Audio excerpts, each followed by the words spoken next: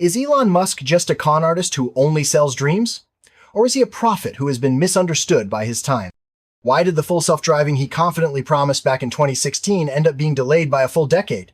What really happened in all those missing years? And what kind of technical truth could make a veteran expert?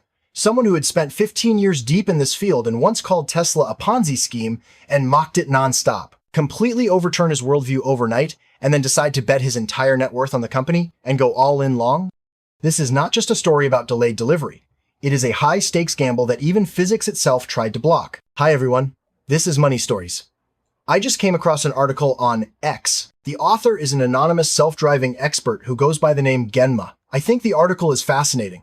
It really helps investors understand the full technical journey behind FSD. I have added a bit of narrative flair in the middle, but the core content stays faithful to the original. The original article itself is very readable. If you have time, I recommend you read it. The link is in the video description. All right, let us get into it. To find the starting point of this story, we have to go back to October 19th, 2016. It was an autumn that still belonged to the old era. Electric cars were still just expensive toys for the rich. The main sound on the roads was still the roar of gasoline engines. On that day, Elon Musk stood under the spotlight at a launch event. He made a promise that would earn him endless criticism. A promise that is now on the verge of changing the world. He pointed at the screen behind him and told the world in a firm voice, "From today on, every Tesla that rolls out of the Fremont factory will carry a hardware system called HW4. He promised everyone that this hardware already had everything needed in the physical world for full self-driving. Even in storms, even in road conditions as complex as a maze. This system would one day be able to reach level 5 fully driverless capability through over-the-air software updates. To prove he was not joking, he even set a very specific timeline. By the end of 2017, just 1 year later, Tesla would demonstrate a fully driverless trip from Los Angeles to New York with no human intervention. Right after that, fleets of robotaxis would spread across American streets. Owners could lie at home while their cars went out to make money for them. These words spread across the globe through the internet. Outside the cheers of fans, there was a corner where harsh laughter could be heard. The person laughing was named Genma. At that moment, he was sitting in his office, which was packed with monitors and development boards. On his screen, perception algorithm code was running. He was in the middle of debugging it. Genma was not just some random onlooker. He had already spent more than 15 years in the field of ADAS perception for self-driving. In that industry, he was a true veteran. The kind of expert who had written low-level code and logged countless kilometers of road testing, the high-tech features you see in today's luxury cars. Adaptive cruise control that keeps you from rear-ending someone. Automatic emergency braking that slams the brakes for you. Lane keeping assist that helps you hold the steering wheel. All of these have his sweat and effort behind them. Because he was an insider, he laughed the loudest. "This is absolutely ridiculous," he told his colleagues. He knew all too well what kind of abyss lay behind the word perception. Camera dynamic range was not enough. Going in and out of tunnels could blind the system. Radar had too much noise. Metal signs on the roadside could be misclassified as vehicles. Rain and snow would block sensors. And that was before you even talked about the truly hair-raising edge cases. A tree suddenly falling. Ducks crossing the road. Drunk people behaving in completely unpredictable ways. What was the state of the industry at that time? The German and Japanese car makers with 100 years of history and R&D budgets in the billions of dollars were still cautiously experimenting with level 3 driver assistance in their labs. And Musk, this rocket-a-building madman, dared to say that with a few modest chips from 2016 and a handful of cameras, he could achieve level 5 autonomy? In Genma's eyes, this was not optimism. This was naked fraud. He labeled Musk as a con man selling vaporware to pump the stock price. Silicon Valley has no shortage of people like that, but they are still despised. Back then, Genma could never have imagined that 6 years later.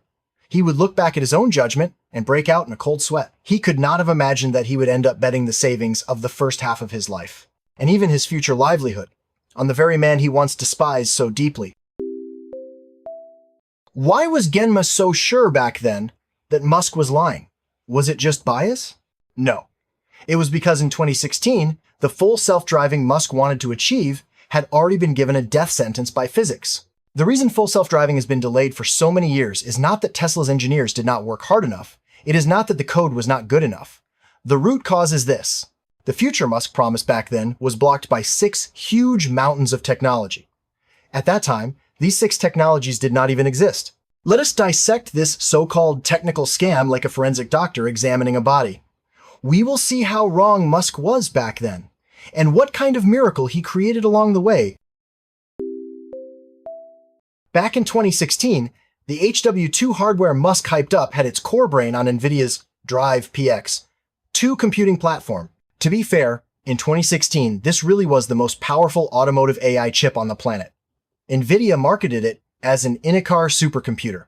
Its compute power was about 24 TOPS, trillions of operations per second. Its competitors at the time, like Mobileye's IQ4, only had 2 to 4 TOPS.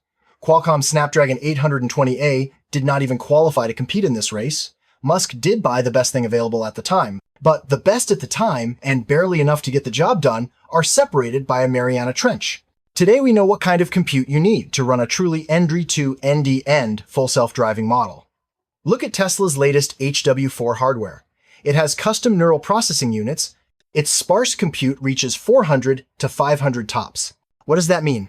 If you wanted to use the 2016 Drive PX2 to match the compute of today's HW4, you would need to stuff about 12 to 13 PX2 units into the trunk of the car. That leads to a physical problem you cannot solve. Power consumption? One PX2 running at full load consumes about 250 watts. It also needs a liquid cooling system.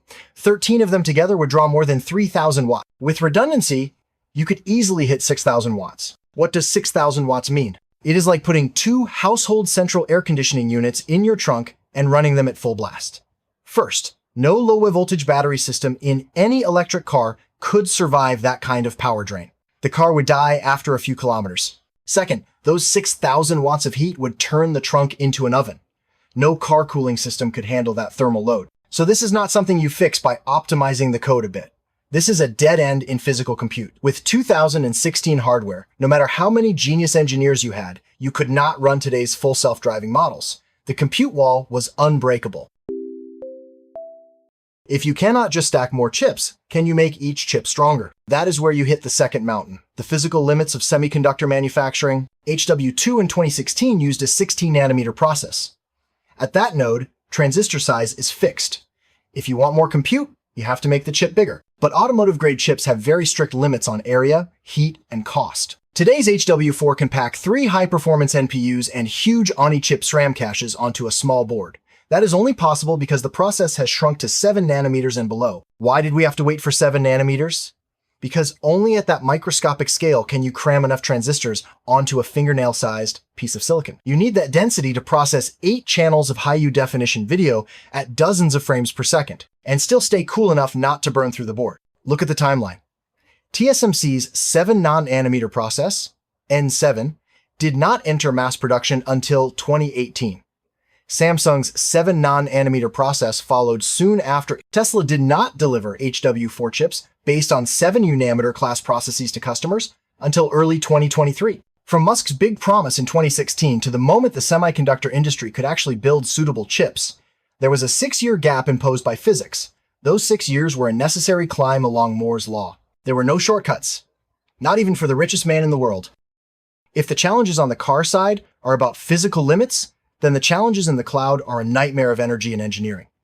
Full self-driving is not just about running the model in the car. Before that, you have to train the model in the cloud.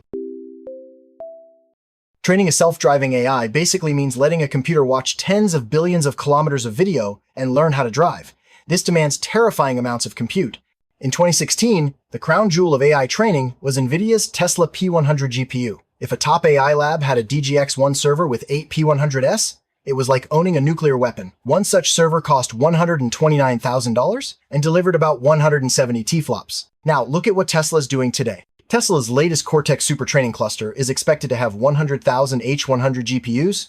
If we tried to match the training power of those 100,000 H100S using 2016 P100S, how many cards would we need? The answer is hopeless. Around 3 million P100S. This is not just about money. Although the money would be enough to buy several small countries, it is about energy. One P100 server at full load draws about 3,500 watts. A cluster of 3 million cards would consume about 1.3 gigawatts. With cooling, you might need 2 gigawatts. Do you know what 2 gigawatts means? It is roughly the full output of the Hoover Dam. You would need to build a dedicated large nuclear power plant just to feed this data center. And that is without counting the physical space for 3 million GPUs. You would need data halls covering dozens of football fields. Today, thanks to the efficiency of H100S, Tesla's supercluster still consumes a huge amount of power, around 50 megawatts. But that is within the range of a large data center. Back in the P100 era, Musk badly underestimated the cost of brute force. Training a level 5 AI with that hardware was like trying to light up the moon with a flashlight. Once we talk about H100S, we have to touch on the brightest jewel of modern industry, the fourth and steepest mountain in front of FSD, EUV lithography, extreme ultraviolet lithography. Without EUV, there is no H100. Without H100, there is no modern AI at this scale. An H100 packs 80 billion transistors. That requires a 400 manufacturing process. At that scale, traditional light sources no longer work. The wavelength is too long. You simply cannot etch the patterns. Humanity had to use extreme ultraviolet light with a wavelength of just 13.5 nanometers.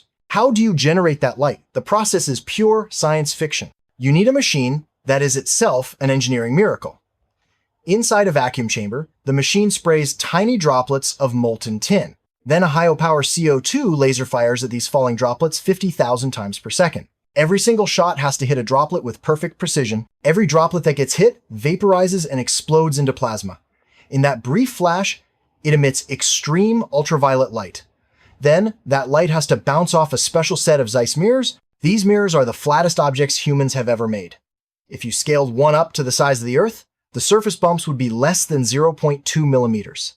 With this surgical knife of the gods, we can manufacture compute monsters like the H100. This EUV technology did not reach true mass production readiness until 2019. In 2016, it was still a lab toy, extremely expensive and with very low yield. Musk did not realize in 2016 that his dream of FSD was actually waiting for a historic breakthrough in semiconductor physics.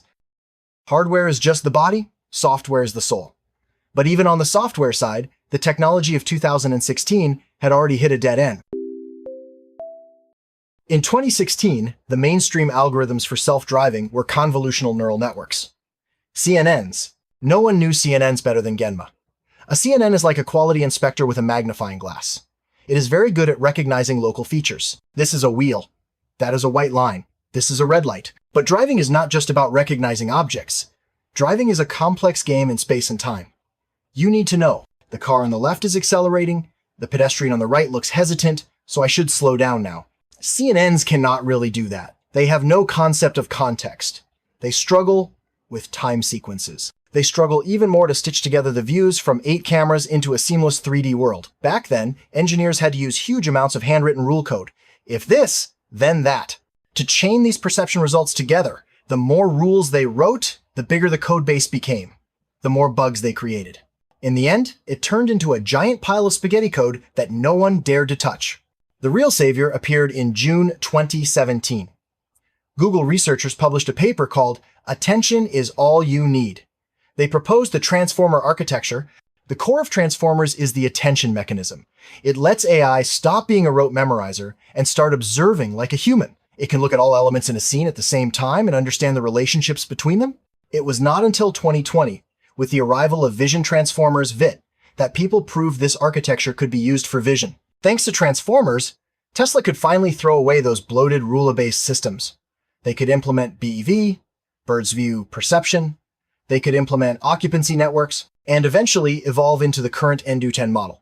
Video goes in, control commands come out, there are no handy written rules in the middle. When Musk held that launch event in 2016, this architecture that would change everything did not even have a published paper yet. Finally, there is one more invisible mountain: data. No matter how powerful an AI is, it needs data to feed on. But really-world data has flaws. On the road, 99% of the time, you are just going straight or following another car. Those data points are not very valuable to the AI. What really teaches the AI are those split-second dangerous moments. A pedestrian suddenly darting out from a blind spot, multi-car pileups, extreme weather. You cannot train AI by deliberately running test cars into thousands of people, or by staging thousands of real crashes. So what do? The traditional answer is simulation. You build a virtual city like in GTA 5, but simulators in 2016 looked fake. Lighting was rendered. physics collisions were simplified. The AI would become a driving god inside the simulator, then turn into an idiot on real roads, because the complexity and texture of the real world cannot be captured by traditional graphics engines. Tesla needed an Inception-style world, a virtual world so realistic that even the AI could not tell it was fake. That requires generative AI. It was only after 2020, with the rise of diffusion models, that this became possible. Today, Tesla has a world simulator based on diffusion models. It can take real-road videos and generate countless parallel universes. In those universes, pedestrians can suddenly jump into the road. Torrential rain can start in an instant. Oncoming cars can lose control. The generated videos are not only visually realistic, they also obey physical laws. With this ultimate weapon, Tesla can let its cars experience billions of virtual dangers in the cloud.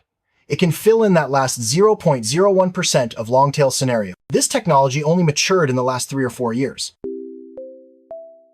Look back at these 6 mountains. Inference hardware, 7 nanometer processes, super training clusters, EUV lithography, transformer architectures, generative simulators. All of them were missing in 2016. So was Genma wrong to laugh back then? He was not. Under the technical conditions of 2016, full self-driving really was an impossible mission. But Genma made one fatal mistake.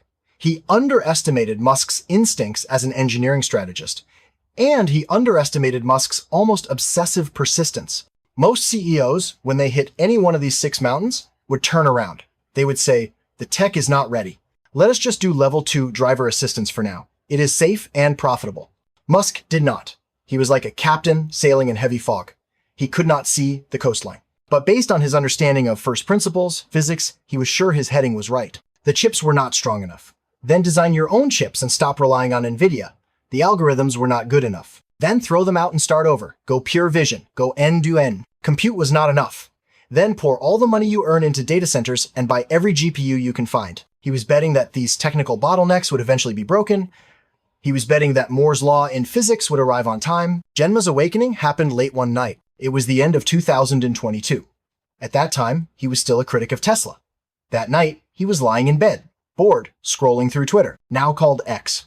He casually tapped on a test video of Tesla's FSD version 11. At first, he was in full find the flaw mode. Look, it hesitated here. It is not going to make it through this. He had a whole stream of sarcastic comments ready in his head. But as he kept watching, his finger stopped scrolling. His breathing grew faster. On the screen, the car was driving through the busy and chaotic streets of San Francisco. Pedestrians were jaywalking. Parked cars suddenly opened their doors. There were complex construction detours. These were the nightmare scenarios of his past 15 years. He had written millions of lines of code and tuned countless parameters to handle them, but he had never solved them perfectly. Yet this Tesla drove like a taxi driver with 20 years of experience. It was not just calculating distances, it was playing the game. It knew when to aggressively merge. It knew when to politely yield. The way it handled those fuzzy, ambiguous, right-away situations. The intuition it showed sent a chill down Genma's spine. This was no longer just a pile of code. This was emergent intelligence. In that moment, reality hit his professional pride, like a high-speed train. He suddenly realized that the technical paths he had believed in for the first half of his career, high-definition maps, LiDAR, ruler-based algorithms, had all turned into horseshoe whips from the carriage era overnight. He could not sleep. Lying in the dark, listening to the breathing of his wife and child beside him, a kind of existential fear washed over him. This was not just falling behind on technology, this was a dimensionality reduction attack. He realized that a tsunami was coming, and he and his peers were still building sandcastles on the beach and arguing about whose castle looked better. After the wave hit, everything would be reset to zero. His job, his experience, the skills he relied on to feed his family, all of it would be worthless in the face of new end-to-end models. When your worldview collapses in one night, what do? Some people choose denial, they keep their heads buried in the sand, but Genma chose to embrace it. The next morning, with dark circles under his eyes, he made a crazy decision. If you cannot beat them, join them. He had never touched the stock market in his life, but he immediately opened a brokerage account. He started buying Tesla stock like a madman. As FSD V12 launched, as NDU to UN tech was fully deployed, as the Cortex supercompute center came online, his fear slowly turned into firm conviction. He converted all his savings, the hard-earned money from 15 years of work, into Tesla shares and options. Today, Genma lives almost like a monk, Every month when his salary arrives, he keeps only the bare minimum for groceries and basic living. Every other cent goes straight into his brokerage account to increase his position. Because he knows better than anyone else. Musk has won. Now that we have told the story, we can finally see the full picture of these 10 years. Is Musk a fraud? On the timeline, he did tell a massive lie. His over-promising disappointed many people. Some even paid a price for it. But if we zoom out and look at a longer time frame, we see something else. He is actually a lonely prophet. He planted a flag in a technological wasteland. Then he forced himself, his team, and even the entire supply chain to sprint toward that flag. What people called impossible on Musk's timeline turned out to be just late. Genma's story is not just his own. It is a microcosm of the entire auto industry, and even of the AI era as a whole. Traditional automakers that still cling to LiDAR and ruler-based code are like BlackBerry back when it refused to abandon the physical keyboard. They are like Nokia when it insisted that touchscreens did not feel right. They are still building well-made cars. Just like Nokia was still building phones that were hard to break. But the underlying logic of the era has already changed. The wave of robotaxis has already reached the shore. For Genma, this is both a high-stakes bet and a form of redemption. He has lost his pride as an engineer, but he hopes to win his future as an investor. For you and me watching this screen, this transformation is only just beginning.